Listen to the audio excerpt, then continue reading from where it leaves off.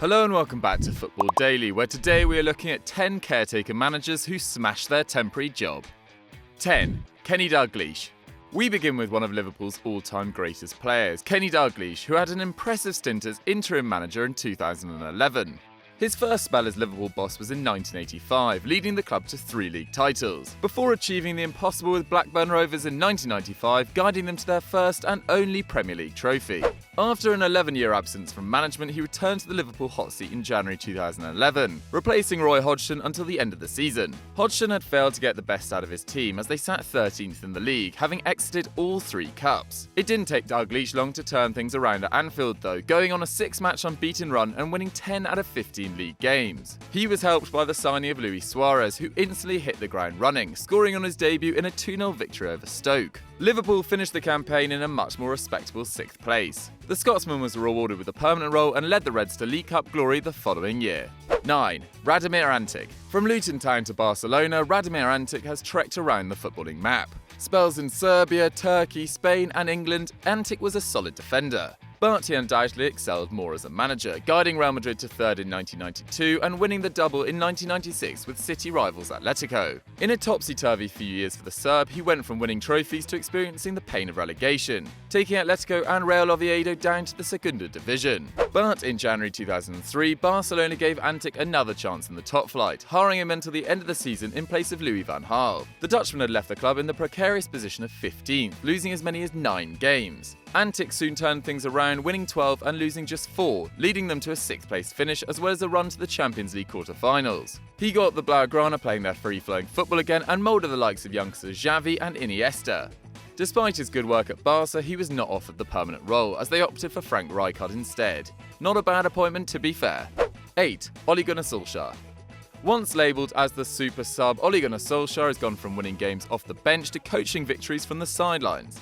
The Norwegian, who netted 91 goals in 235 games for the Red Devils, retired in 2007 and soon took his first steps into coaching. He had spells managing Cardiff and Molde before taking his dream job at Old Trafford. When Jose Mourinho was sacked in December following a run of poor results and performances, United turned to their ex-saviour Solskjaer to see if he could save them once again. And he hasn't disappointed.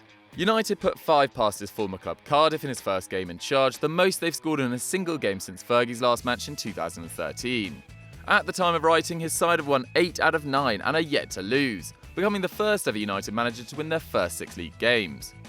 Solskjaer is finally getting the best out of United's talented squad. Since Mourinho's departure, Pogba has been involved in 10 Premier League goals, more than any other player in Europe's top 5 leagues. Although Ole's only set to stay until the summer, if United's spectacular form continues, surely his reign won't be ending so soon.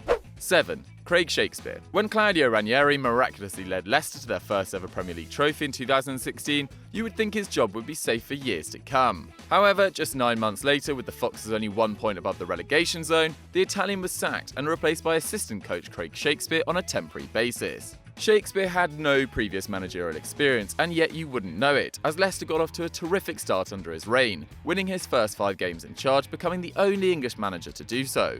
His role was extended until the end of the season as he steered Leicester away from the relegation spots and into the quarter-finals of the Champions League. Having been short of goals that season, Shakespeare got his team firing again, as Jamie Vardy scored 8 in the caretaker's first 13 games.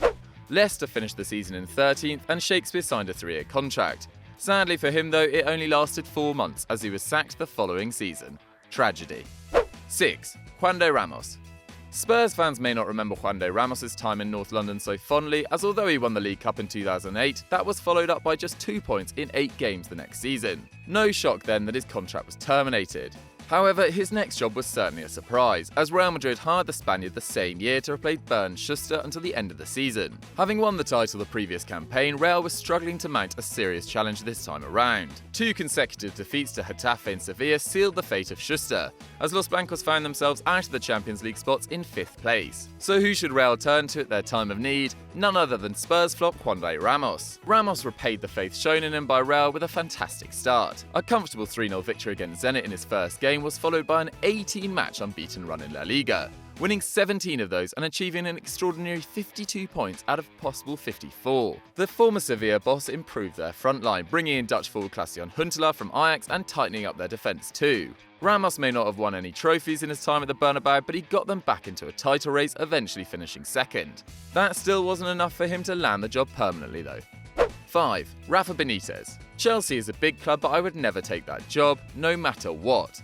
These words would come back to haunt Rafa Benítez as he went on to later manage the Blues, proving to be an unpopular figure amongst the fans to say the least. The ex-Liverpool boss took over from Roberto Di Matteo in November 2012 on a deal that would see him take charge until the end of the season. He received a fiercely hostile reception in his first home game, a 0-0 draw with Man City, but did win some fans around with a string of good results. He secured Champions League football on the final day of the season with a 2-1 victory over Everton, and Frank Lampard was key to his success as he finishes the club's top scorer that campaign with 15 league goals, scoring every 180 minutes. Undoubtedly Benitez's biggest achievement at Chelsea though was winning the Europa League. Ivanovic's last-minute header against Benfica won the Blues their second European trophy in 2 consecutive seasons. The fans may still not have warmed to the Spaniard, but they certainly couldn't complain with what he achieved in his short time at the Bridge. 4. Knut Tørum. You probably haven't heard of the latest name on our list, but he thoroughly deserves a place in our top 10. In July 2006, Norwegian side Rosenborg had a disaster, as their head coach Per-Mathias Høgmo fell ill and was forced to take a 2-month sick leave.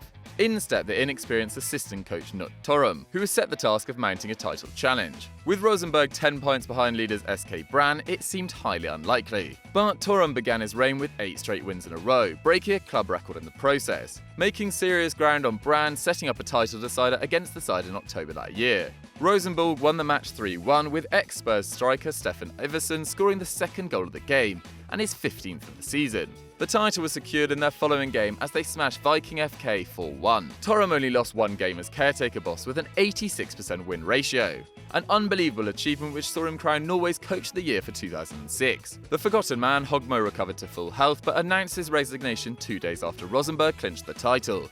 Tørum was named permanent manager but struggled to ever match his previous success.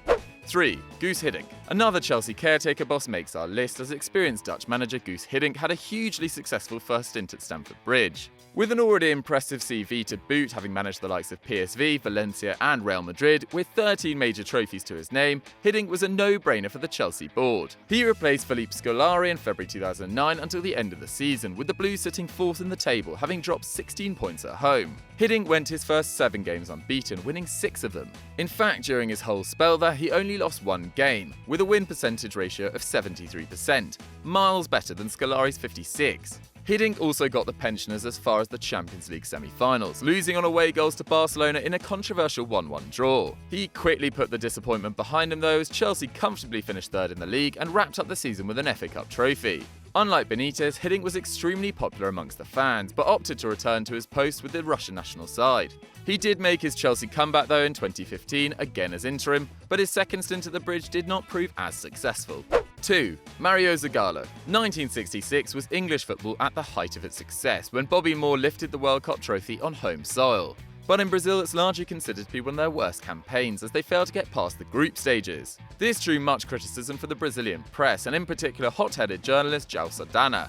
The Brazilian FA was so fed up with his opinions that they bizarrely hired him as manager in 1969. At first, it worked, as Brazil won all 6 of their qualifying games for the 1970 World Cup, scoring 23 goals and conceding just twice. But Saldanha remained extremely vocal with his views and was not a fan of the legendary Pelé, even dropping him in numerous games. He was therefore sacked just weeks before the World Cup and replaced by former Brazilian World Cup winner Mário Zagallo. With barely any managerial experience and a lack of preparation time, the odds were firmly stacked against him. But to the surprise of the world, he triumphed, winning every game in the tournament and smashing Italy 4-1 in the final. Pelé's reinstatement to the team was a huge factor in Zagallo's success, as he scored 4 goals and provided 5 assists in the competition. In 1992, Zagallo received the FIFA Order of Merit, the highest honour awarded by the body, for his contributions to football, and were not surprised. 1. Roberto Di Matteo. It's yet another Chelsea man on our list who claims the top spot, but surprise, surprise, we couldn't leave out Di Matteo. The Italian had his best playing days at Stamford Bridge, making 119 appearances for the club, scoring 26 goals before retiring in 2002. The Italian then took up coaching and joined Andre Villas-Boas' managerial team at Chelsea in 2011. After a poor start to AVB's reign, with Chelsea sitting in 5th in the league, 20 points behind first place Man City, the ex-Porto boss was fired in March 2012. He was replaced by Di Matteo until the end of the season, who thrived in the role, winning his first full games and losing just once in his first 16. The most notable victories in this period were 2 semi-final cup wins against Spurs in the FA Cup and Barca in the Champions League. Their cup form didn't translate as much to the league though, as they finished the season in 6th. But that didn't faze Di Matteo, as Chelsea went on to win the FA Cup with a 2-1 victory over Liverpool, before his greatest achievement, winning Chelsea their first ever Champions League trophy in a penalty shootout win over Bayern Munich. Unlike Benítez and Hiddink, Di Matteo got the job permanently, but following a poor start to the 2012-13 season, he was sacked after just 8 months in charge. His achievements at Chelsea, though, will forever be remembered, as 2 major trophies in just 3 months sees him quite rightly top our list. So I hope you enjoyed that video, guys. Let me know what you thought in the comments down below, and make sure you like the video, subscribe to the channel and hit that notification bell so you never miss one when we produce it. See you next time, guys.